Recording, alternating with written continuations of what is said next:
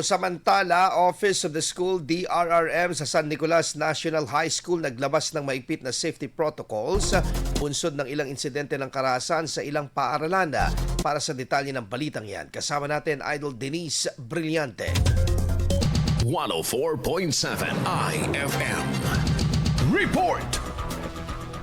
Kasunod ng insidente ng pamamaril sa San Jose National High School sa Tacloban City noong Hunyo 22, agad na naglabas ng safety advisory ang Office of the School Disaster Risk Reduction and Management ng San Nicolas National High School.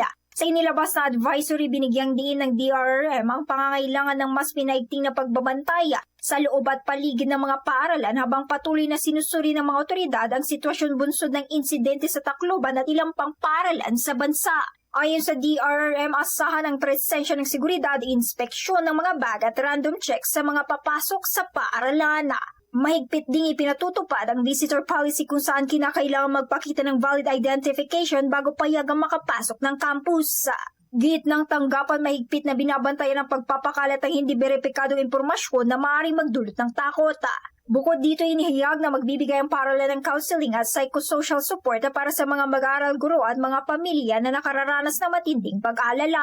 Ang insidente sa Tacloban City ay muling nagbukas ng usapin tungkol sa seguridad sa mga paaralan sa bansa na nagtulat sa mga institusyong pang-edukasyon na higpitan ang kanilang mga safety protocols upang maiwasan ang kalintulan na trahedya sa hinaharap.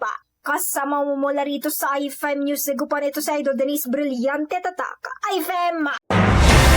IFM News. IFM News. IFM News.